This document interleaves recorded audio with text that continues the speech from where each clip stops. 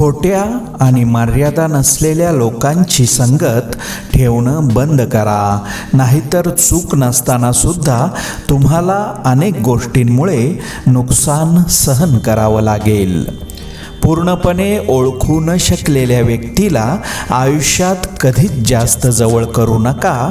कोणाचा उद्देश काय असेल आणि कसा असेल हे वेळेवर कळण्यापेक्षा आधीच आपण माहीत करून घेतलेलं चांगलं.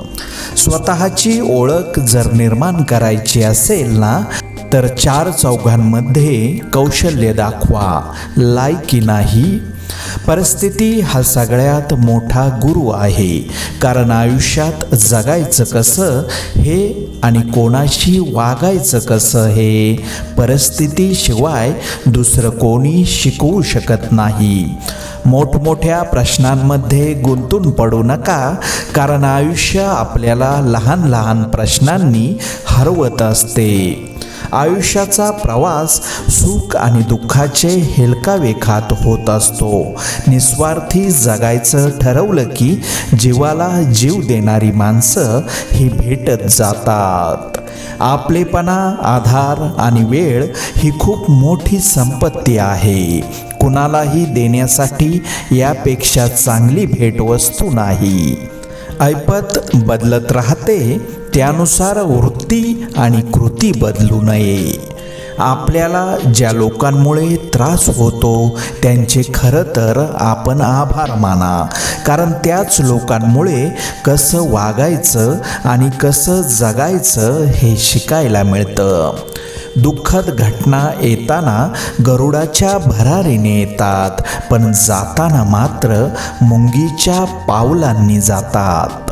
बऱ्याचदा आपल्याला पाहिजे तसं जगता येत नाही, कारण आयुष्यातले बरेच छंद आपण जबाबदारीकडे गहाण ठेवलेले असतात. आपण त्रास करून घेतला की प्रत्येक गोष्टीचा त्रास होतो, आणि त्रास न घेता आनंद घेतला तर आयुष्याचा प्रत्येक क्षण खास होतो. पुढे जाणारा माणूस कधीच कोणाला मागे खेचत नाही, आणि मागे खेचणारा माणूस कधीच पुढे जात नाही. म्हणून रुबाब हा जगण्यात असला पाहिजे, वागण्यात नाही. प्रभाव दमदार असण्यापेक्षा स्वभाव दिलदार असला पाहिजे. सोनं ठेवायला लॉकर सहज मिळून जातो, पैसे ठेवायला बँक सहज मिळून जाते, पण मनातील गोष्ट सांगायला योग्य माणूस मिळणं याला खूप भाग्य लागतं. आपले विचार हेच आपल्या भविष्याचा चेहरा आहे.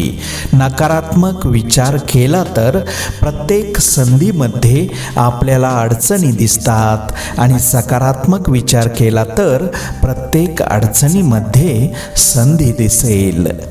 जेवढी मोठी स्वप्न असतात तेवढ्याच मोठ्या अडचणी पण येतात, आणि जेवढ्या मोठ्या अडचणी येतात यशसुद्धा तेवढंच मोठं मिळतं. स्वप्न पाहायला एक हलकीशी डुलकीसुद्धा पुरेशी असते, पण ती पूर्ण करण्यासाठी अख्खं आयुष्य खर्च करावं लागतं.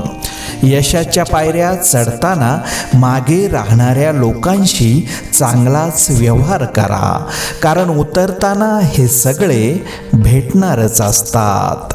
आयुष्यातील अनुभव हे अज्ञात रस्त्यावरील वळणासारखे असतात, ते प्रवास केल्याशिवाय कळत नाही. जीवनात 10 वेळा पराभव होऊ द्या, परंतु एकदाच असे जिंका की लोक तुम्हाला कायम स्मरणात ठेवतील.